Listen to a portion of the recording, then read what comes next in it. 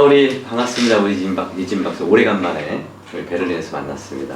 우리 간단하게 먼저 자기 소개 좀 부탁드릴게요. 정치 더기 문화 연구소 소장으로 있는 이진이라고 합니다. 저는 벌써 독일에서 박사학위를 하고 독일 베를린 자유대에서도 일을 했고요. 그 전에는 독일의 바이마르의 중요한 그 학술 재단인데 바이마르 고전주의 재단에서 또 연구원으로 있었습니다. 그리고 그 한국 그 코리아 파운데이션에서 일을 했었고요. 지금은 말씀드렸던 그 연구소 소장으로 특히 이제 한국에 또 독일에 있는 유수 학술 단체와도 같이 이제 프로젝트를 하고요. 또 그 외에도 여러 독일과 한국의 정부 기관에 학술적인 자문을 드리고 있습니다. 그래서 전공을 또 더보다는 이제 정치 문화 연구소지만 정치 더하기 문화, 정치 문화가 아니라 정치와 문화의 연구과정 속에서 이 중에 뭐 특히 둘은 항상 연결되어 있는 거죠. 항상. 그래서 특히 우리는 문화를 중심으로 해서 이제 정치도 얘기할 수 있고 또 일상도 얘기할 수 있고 또 베를린이라는 도시도 얘기하는 그런 좀 시간을 가졌으면 좋겠습니다. 그래서 방금 이제 그 한국 그 학술 기관들하고의 연대 사업, 학술 교류 사업도 하시고 또 자문도 하신다고 하셨는데 주로 어떤 내용을 가지고 이렇게 같이 하시고 또 자문을 하시는지요? 제일 제가 일을 많이 하고 있는 주제라면은 그 독일이라는 곳 그리고 특히 베를린이라는 곳이 기억의 도시라고 이제 많이 알고 계실 텐데요. 그 많은 기억들, 역사적 기억들이 중첩되어 있고, 근데 사실은 그렇지 않은 나라나 도시는 또 세계는 또 없을 것 같아요. 근데 독일에서 특히 베를린이 왜 기억의 도시라는 이런 개념으로 많이 거론이 되냐면 그런 기억을 더 발굴하고 또 더 공유하고 또 다시 한번 생각해보고 하는 기억의 문화가 그냥 학술적으로만 얘기되는 것이 아니라 실제로 일상에서 마주칠 수 있는 그런 도시가 되어 있기 때문에 그런데요. 사실 그런 연구를 하는 주 학문 분야가 독일에서는 문화학입니다. 쿨투어비센샤프라고 하는 곳이고 제가 제 전공이 바로 그런 거고요. 그러니까 그냥 문화라고 하면은 좀 소프트하고 그리고 나중에 후순위로 오는 덜 중요한 즐길 수 있는 어떤 향락과 소비의 대상으로 많이 생각을 할 수가 있는데요. 물론 그런 것도 아주 그 사람의 삶에 있어서 중요한 거지만은 그것보다 더 중요한 공동체가 유지되고 연대가 가능하고 또 그 과거의 경험으로부터 더 나은 미래를 만들 수 있는 이런 거에 기반이 되는 게 문화라고 생각을 하고요. 거기에 중요한 것이 기억의 문화이고요. 그래서 기억의 문화 그리고 이제 여러 가지 기억이 중첩되어 있다. 베를린은 그런 기억의 도시라는 말씀을 드렸는데 먼저 전쟁의 기억이죠. 네, 그래서 1차 대전, 2차 대전에 그 세계 대전을 일으켰던 가해국으로서 물론 더 거슬러 올라가면 그 전에 식민지의 역사의 기억이 또 있습니다.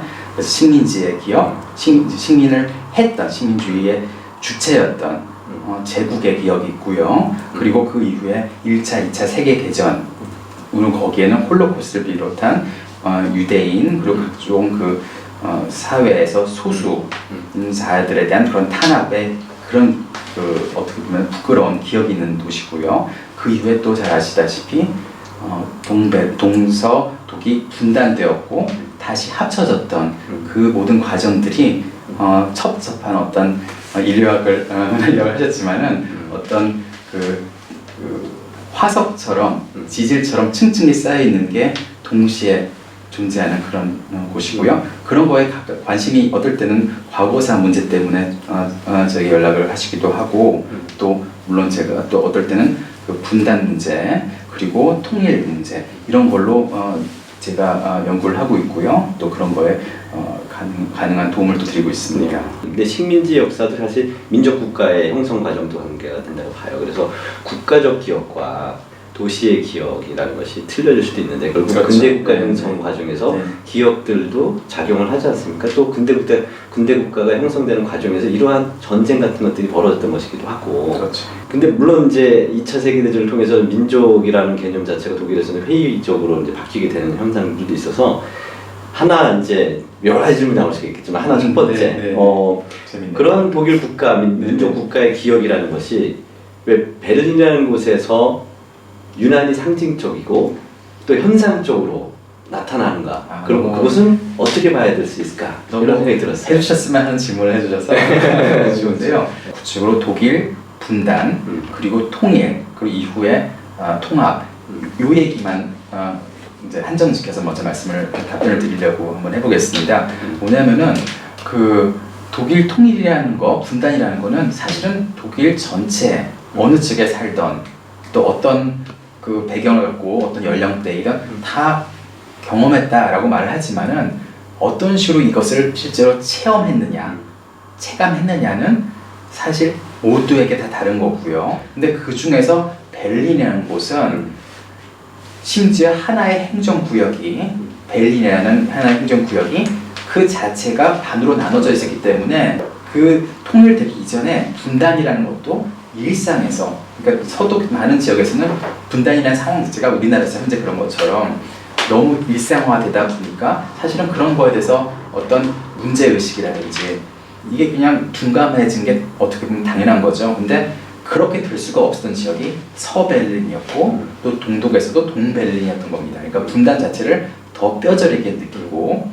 그러면서 통일이 되었을 때 그냥 뉴스에서 나오는 그런 어떤 역사적인 사건이 아니고 그 이후에 그 예를 들어서 한 학교에 똑같은 학교에 아니면은 다 똑같은 슈퍼마켓에 교회에 그 장벽으로 이미지로 갈라졌던 것 때문에 서로 만나지 못했던 사람들이 같은 학교의 학생과 교사로 만나서 또 같이 예배를 보면서 등등등 정말 얼마나 우리가 비슷하면서도 얼마나 다른가 하는 이거를 하나하나 사람들 하나하나가 다 보면서 체험해야 했던 그런 공간이었기 때문에 특별한 곳이 베를린입니다.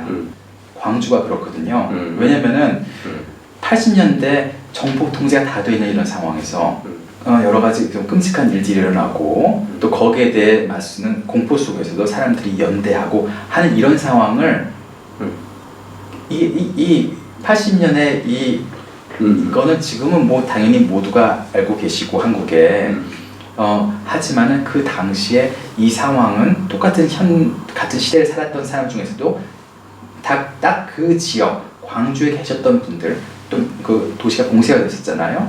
거기서만 제가 체험을 하셨던 겁니다.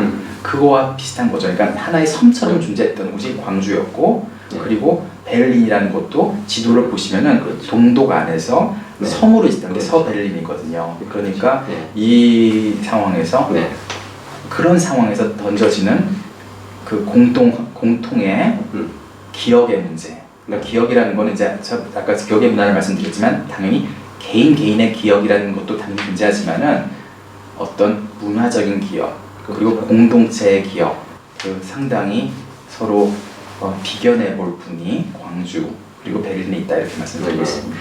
결국은 기억은 고용화되어 있고 만들어진 고정되어 있다기보다는 끊임없이 사실 소통을 통해서 하나의 만들어가는 과정으로서의 기억이지 않나 이런 느낌을 받게 되는데요. 베를린에 몇 가지 좋은 사례들이 있다고 하시니까 그것 좀 한번 소개해 주시죠. 400만 명에 가까운 사람들이 분단기에 서독으로 이제 왔거든요. 그래서 탈동독 주민이라고 저는 표현을 합니다. 탈북 주민처럼 탈동독 주민. 이분들이 근데 396만 명이라고 추산이 되기도 하는데 이렇게 많은 사람들이 물론 이제 시기에 좀 나눠졌지만 어떤 해에는 수십만 명 넘게 우리나라 이제 3만 명 좀 넘는 수준으로 이제 탈북 경험이 있는 이제 주민들이 한국에서 생활을 하시잖아요. 그런 많은 사람들을 수용해야 되는 공간이 필요했던 거고요. 여기 이제 예를 들어서 베를린 서베를린 남쪽에 마리엔펠데 긴급 수용소라는 곳이 있는데 어떤 사람들이 어떤 이유로 동독에서 서도로 와서 여기서 정말 자기 찾을 때까지 어떤 식으로 생활하다가 또 어떤 고민도 하고 두려움 속에서 다시 그 이후에 서독 사회에 적응했는지의 얘기들이 거기에 잘 이제 그런 내용들이 들어가 있고요. 그런데 이거를 만든 주체가 그렇게 거기서 생활했던 사람들 그리고 그거를 도와줬던 당시에 거기서 일을 했던 분들 그리고 그런 노력에 도움을 줬던 시민사회가 주체가 돼서 만든 겁니다. 그러니까 이런 상황이 있었던 거를 그 기억의 주체에 였던 사람들이 이 기억은 우리들만의 기억으로 남아서는 안 된다. 이걸 우리가 어떻게든 지금 다 잊혀지기 전에 보존하고 또 다른 이 기억을 안 갖고 있는 사람들과도 공유를 해야 된다. 라고 어렵지만은 찾기 시작했던 곳이고요. 그런 게 나중에 그 사회적인 지지와 불감을 얻어서 그거에 대한 어떤 지원이나 이런 게 이루어지는 더 나중의 일이고요. 그런 주체가 그런 자발적이고 그리고 주체적이었다. 또 좋아서 참 재밌었던 게 그 탈동독 주민들이 있었던 곳이지만은 탈서독 주민들도 있었거든요. 그런 사람들의 사례 또 같이 얘기가 되어 있어요. 그러니까 굳이 안 해도 되는데 그 반대의 모습도 한번 보여주는 거죠. 근데 또 그런 사람들이 또 어떤 식으로 어떤 경우는 국가 영웅 대접을 받았고 또 어떤 사람은 근데 그 현실에 또 실망해서 다시 들어오기도 하고 2015년 전후에서 독일에서 대규모 난민을 받았잖아요. 네. 그분들이 지금 거기에 살고 계세요. 그렇죠. 네, 그러니까 그런 과거의 기억에 시리아 난민분들의 현재의 기억 그리고 그것에 대처하는 그 독일 사회의 현재적 기억이 계속 그 어떤 지층처럼 축적이 되고 있고 그걸 다 같이 볼 수가 있는 거죠.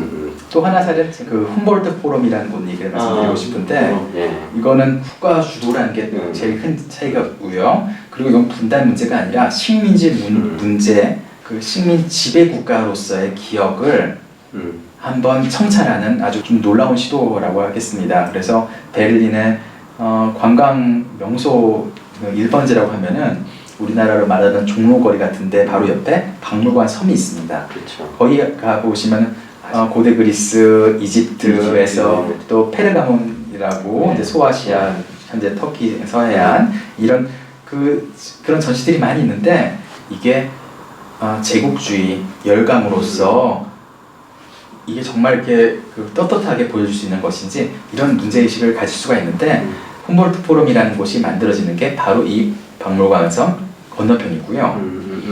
훔볼트 포럼이라는 그 공간 자체는 프로이센 시절부터 그러니까 그 독일 제국의 궁궐이었습니다. 그러니까 제일 상징적인 권력의 핵심이었던 그런 공간에 식민지의 그 수탈을 당했던 그런 말하자면 그러니까 거기에는 많은 나라들이 포함되는데 그 어떤 식으로 표현을 하냐면요. 비유럽권의 문화가 소개되는 곳이 이 훔볼트 포럼이 될 예정입니다. 이제 올해 가을 정도 개관 예정인데요. 부분 개관 예정인데 독일의 어떻게 보면 제일 중심이 되는 그 문화적인 정치적인 장소에서 비유럽권의 문화만을 보여주는 그 거대한 문화 프로젝트가 국가 주도로 이루어지고 있다는 것이 참 특이한 거고요. 그러니까 이거는 역시 그 과거의 가해국으로서의 그런 기억이 된 성찰 그리고 그러면서 그 어떤 식민주의의 어떤 피해를 받았던 나라들의 그 기억을 좀 다시 공유할 수 있는 공간을 마련해주는 이런 거로서 사실은 한국에서도 이제 유의미한 그런 어떤 프로젝트가 아닌가 싶습니다.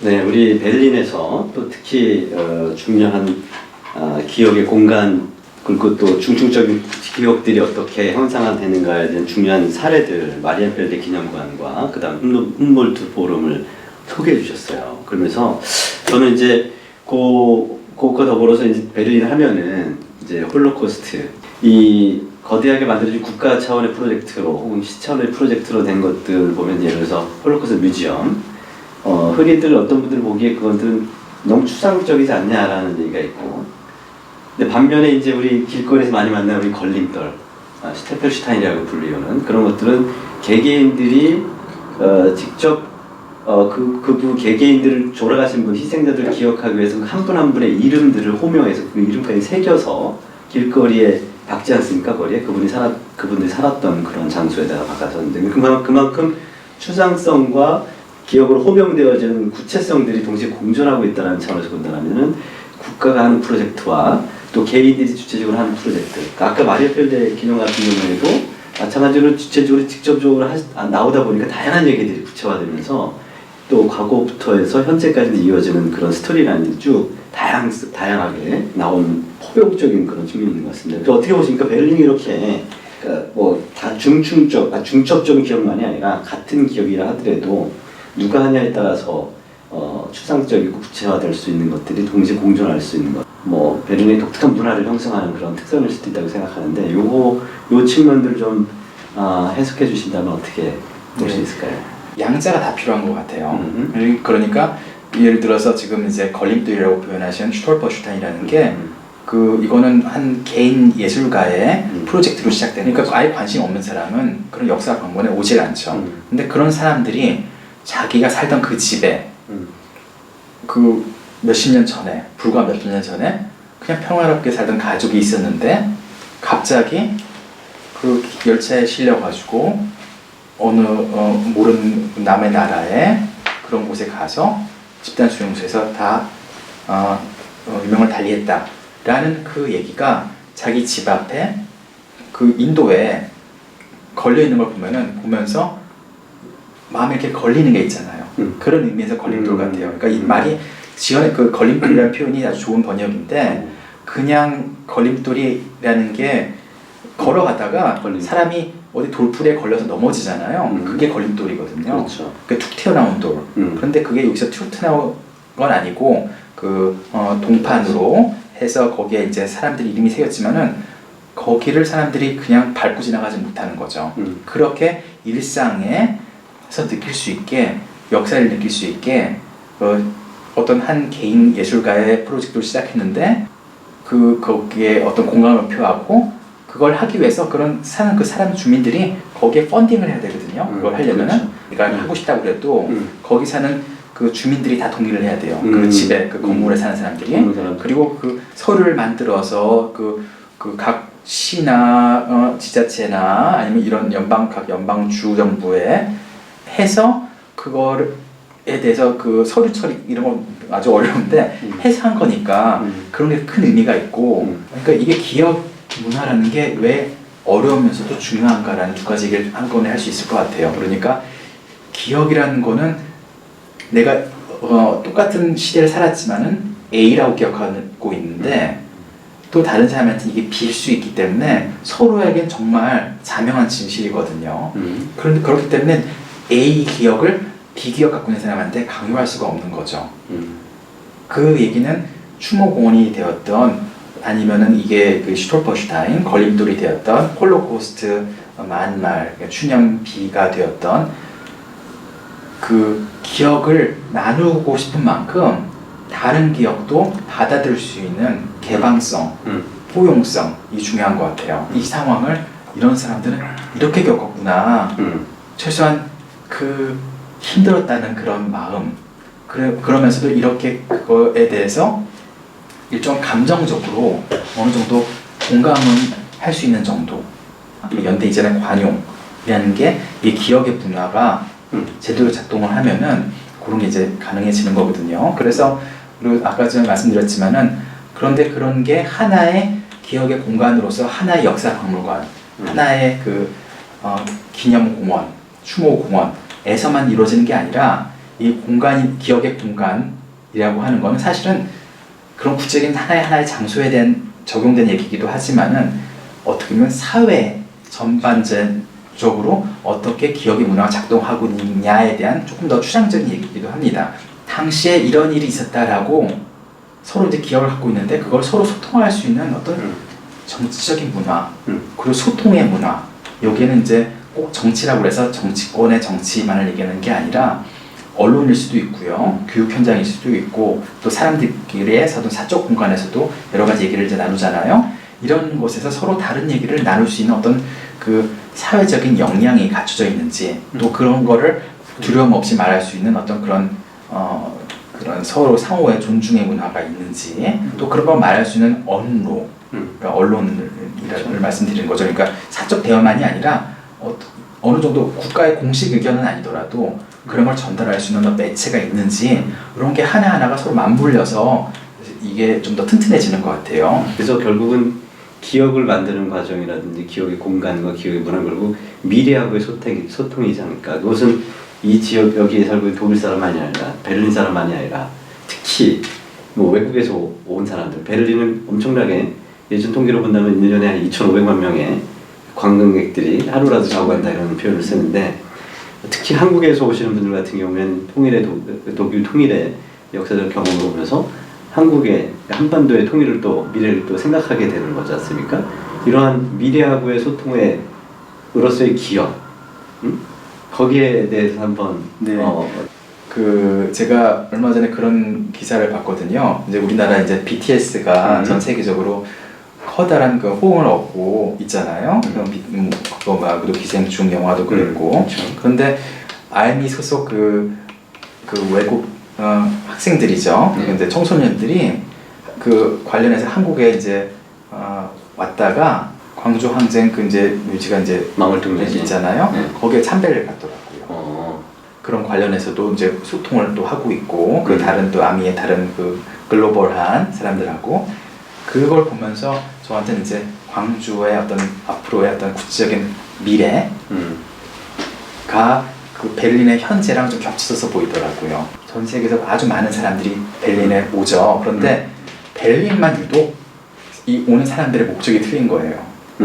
파리에 가면은 에펠탑을 보고 싶고 루브르에서 박물관도 보고 카페도 앉아보고 그렇죠.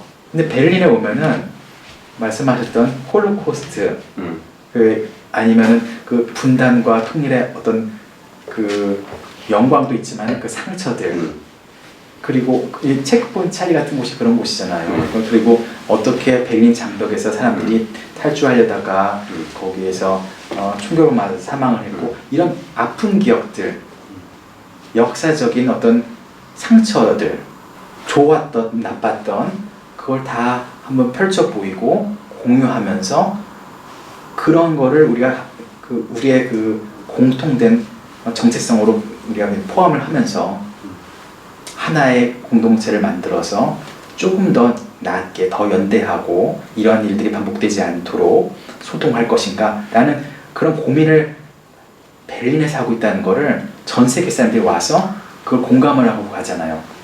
학자들만 연구자들만 이런 곳이라서 베를린의 기억의 도시다 참 특이하다 이런 게 아니라 그 기억의 도시를 보러 일반 관광객이 오는 거예요. 근데 그런 게 지금 광주에서도 일부 지금 보이는 거죠. 지금 제가 BTS의 팬 말씀드렸잖아요. 그러니까 그 보편성이 있는 건데 이거를 광주에 있는 에서 그 경험과 기억이 갖고 있는 보편성 그리고 거기에서 그 과거의 그것이 얼마나 아팠는가 그 속에서도 어떻게 서로 연대했고 또 거기에서 어떻게 민주주의적인 가치를 지켰고 그게 지금 어떤 현재 어느 세계에 어느 곳에 있던 간에 어떤 의미를 줄 수 있는가라는 그런 보편성을 잘 찾고 또 그런 모델을 베를린의 사례도 잘 참고하셔서 이어가시면은 그렇죠. 정말 더 많은 분들이 광주를 방문하지 않으실까 싶습니다. 그러니까 그 예술적 가치로서 본다라면은 이 감성의 영역 사실은 굉장히 중요하다는 거겠죠. 사실 이렇게 이해하고 뭐 기억 떠올리고 이런 것들도 있겠지만 또 그런 것들이 서로 다른 상이한 경우에는 예술이라는 것들이 고차원적인 뭐 다양한 장르가 있겠지만 또 다양한 장르를 통해서 감성으로 서로 공유할 수 있게끔 하는 걸로 굉장히 다양하게 필요하다 이렇게 말씀하셨어요. 그렇게 본다면 저는 좀 더 이제 우리 진 박사님의 개인적 경험에서 지금 베를린에서 굉장히 오랜 동안 생활하고 계세요, 그렇죠? 지금 16년 정도 이렇게 베를린에 사시면서 베를린이라는 도시의 문화는 이런 특성을 가지고 있는 것 같다. 베를린은 날 것 그대로의 것이다. 날 것 그대로의 것이다. 이렇게 표현을 하고 싶네요. 우리말로 표현을 하려니까 제가 베를린에서 다르다는 건 느꼈는데 근데 왜 여기는 다른가? 라는 그 이유를 금방 이해를 못했거든요. 젠트리피케이션이라는 게 물론 베를린도 지금 요즘 아주 심각한데 다른 곳보다 늦게 시작되고 오랫동안 그런 거에서 조금 자유로웠던 곳이 이곳이 아니었나 싶어요. 한 10여 년 전까지만 해도. 그래서 그 같은 건물 안에 목사, 목수, 의사가 같이 모여 살아요. 그러면서 그 자녀들이 서로 친구고 그 어른들끼리 같이 얘기를 나누고 그러니까 그 주거 형태가 그런 식으로 살 수 있게 조금 더 사회적이라는 거. 그러니까 자연스럽게 삶 자체가 서로의 다양한 상황에서 다양한 직종에 있는 사람들의 그런 고민과 또 그 사람들의 시각들이 일상 속에서 고유가 되는 날것의 세계인 거죠. 그러니까 균질적인 게 아니라 매우 이질적인데 그 이질적인 게 눈에 띄고 체감되게 사회가 이루어져 있고 거기에 제일 대표적인 도시가 베를린이 아닌가 싶습니다. 그러니까 특히 지금 말씀하신 그 이제 일상에서 이웃 공동체, 그러니까 이럴 때는 이제 공동체, 그리고 아까 기억의 문화 얘기할 때도 공동체 말씀을 하셨는데, 주거 유형들이라든지 뭐 보면은 물론 뭐 베를린만 아니라 독일 전반적으로 보면 계층 간의 물론 요즘은 이제 계층 간의 뭐 이렇게 그 차이가 갭이 더 많이 늘어나는 추세라고 독일에서도 많이 비판을 하지만 상대적으로 다른 데에 비해서는 적게 나타나기 때문에 또 특히 주거 형태를 보면은 뭐 빈민들이 여기만 모여 살고 뭐 이런 차원이라기보다는 같이 다 어우러 살 수 있는 좀 어느 정도 평등한 뭐 혹은 보편적인 삶을 살아나갈 수 있는 그러한 그러니까 결국은 기억이 있고 그리고 기억의 문화를 실질적으로 어떤 제도적으로 만드는 그 단계가 또 있잖아요. 그리고 거기에 자본의 문제 또 어느 정도 거기에 그 공적인 역량이 투자가 될 것인가 이런 균형의 문제 여러 가지가 이제 여러 방향에서 말씀을 드릴 수 있는 그런 상황인데 저는 그 중간의 얘기를 조금 더 하나를 추가를 하고 싶어요. 그러니까 그런 문제가 지금 현안들이 있잖아요. 이런 거에 대한 논의가 어떻게 되는가라는 게 어떻게 보면은 그 오히려 역설적으로 지름길일 수도 있다라는 생각이에요. 그러니까 물론 정책을 집행하고 계획하고 집행하는 그런 상황에서는 그런 게 어떻게 보면은 무슨 공론화라든지 이런 게 하나 그냥 절차의 하나로서 당연히 생각하고 계시는 걸 테고 하지만 근데 그게 어떻게 보면 제일 핵심이고 요체일 수도 있다. 제대로라는 게 만들어지기 전에 조금 더 얘기를 구체적으로 하자면은 예를 들어서 어떤 추모공을 만든다. 그 추모공을 만드는 그 결과물이 중요한 게 아니라 만드는 과정에서 어느 정도 이 문제에 대해서 다양한 시각이 있잖아요. 그 얘기들을 공유하고 또 이거를 어떤 그 초청자들만 모아놓은 그런 심포지움 이런 것도 있을 수 있죠. 공청회. 근데 그런 것만이 아니라 다양한 부문에서 또 많은 그 정말 다양하고 서로 상충하는 의견들도 포함시켜서 그거를 최대한 또 충분하게 긴 기간 해서 그 내용도 또 기록으로 남기는 거죠. 그게 참 중요한 것 같아요. 그 기억의 문화라는 거는 그 만들어진 그 하나의 제도로서의 박물관, 추념공원 하나하나만을 얘기하는 것이 아니라 그것이 만들어지기 위해서 필요했던 그 과정과 그 토의, 대화 이 과정 그리고 만들어진 이후에 이것이 어떻게 사람들이 실제로 방문을 해야 되잖아요. 그냥 만들어지고 가만히 덩그러니 있는 것이 아니라 어떤 내용을 거기에서 갖고 있기 때문에 사실은 중요한 게 관심이 별로 없는 사람들이 와서 보는 게 중요한 거죠. 그런 사람들 올 수 있게 어떤 유인력을 갖고 있는지 어떤 내용을 담아야지 그런 유인력을 가질 수 있는지 이런 고민이 담겨야 되고 아까 자본의 문제는 자금이라고 할 수도 있고 자본의 문제를 들어온다면 그것들이 사실은 의미를 가지고 사용이 되게끔 만들어지는 그런 또 제도로서 만들어지면서 뭐 세금을 사용하든 혹은 일반 시민들의 동의를 얻어서 또 기금이 만들어지거나 그러한 것은 사실상 이 결과 중심주의라기보다는 그 과정에서 자연스럽게 유입이 되는 거다 이렇게 이해할 수가 있어요. 그러면 결과가 그렇죠. 끝이 되는 결과가 아니라 더 좋은 그 효과를 가질 수 있는 시작이 될 수가 있다는 의미에서 사실 그 결과에도 중요한 그렇죠, 맞습니다. 거죠.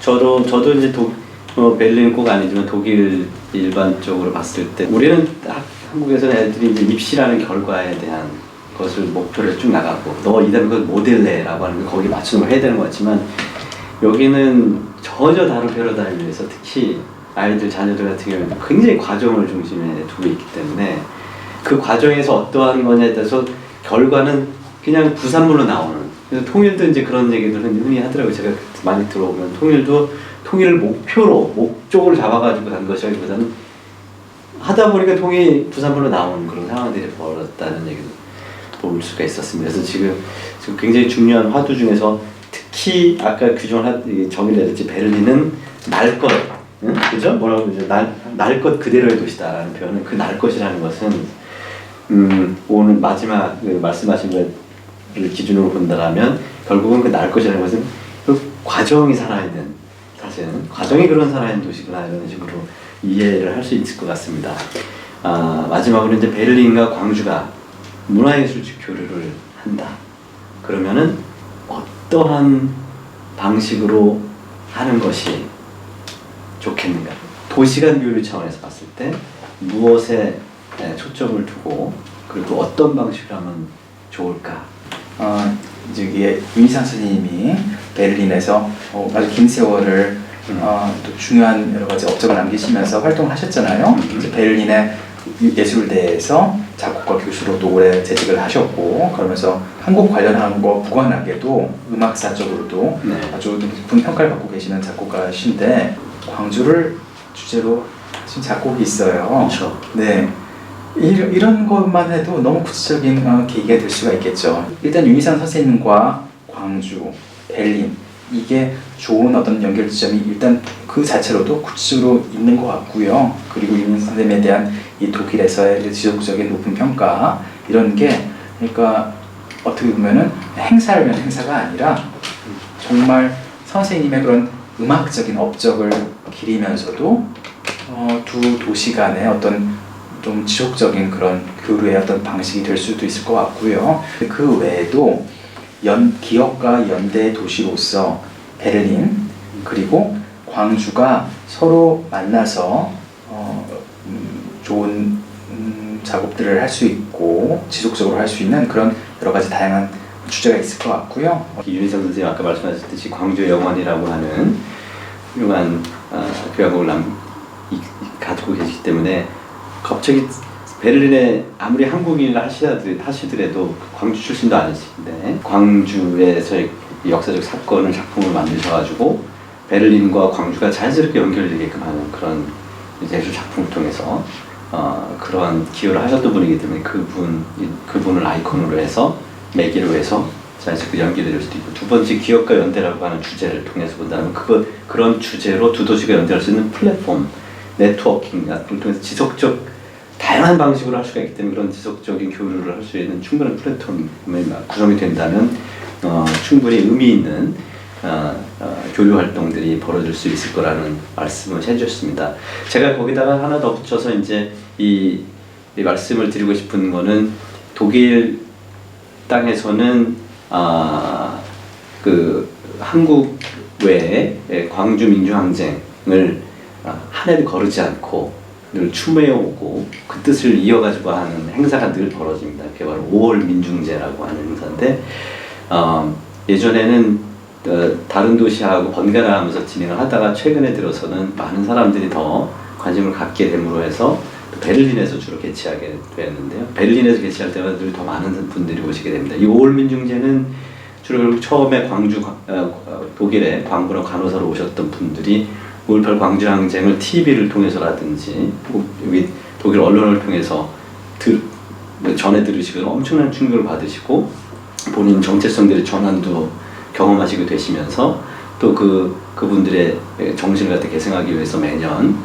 지금까지도 개최하고 있어서 독일 사회에도 광주에 대한 이야기가 전해지게 됐고 또 뭐 택시 드라이버라는 영화로서 알려졌던 그 힌츠페터 기자의 유가족들도 참여하시는 그런 상황에서 본다라면 자연스럽게 베를린 자체가 그런 말씀하신 기업과 연대를 이미 그 자체적으로 여기서 오히려 주체들이죠. 사실 우리 한인 이주민들이 독일 사회 내에서 광주 5월 항쟁의 역사를 이쪽에서 기억함으로 해서 자연스럽게 베를린과 광주가 연결되어지는 그런 또 행사이다라고 볼 수가 있겠습니다. 그런 식으로 이미 이 매개가 이루어지고 있지 않았나 이런 생각을 또 하게 되었습니다. 그 기억이라는 거는 어떻게 보면은 그 현장에 있었던 그 당사자만의 기억은 또 아닌 거죠. 결국은 그거를 그 장소에 없던 사람들도 어떤 의미에서는 당사자일 수가 있는 거고 그렇지 당사자가 아닌 사람들한테도 구애자라고 표현을 해야 될까요? 네. 그런 사람들하고도 결국은 얘기를 나누면서 기억을 서로 맞춰보고 또 더 풍부하게 하고 또 약간 그 너무 정형화되어 있고 당연하다고 생각하는 거에 한번 물음표도 한번 가져볼 수 있고 뭐 기업과 연대를 주제로 한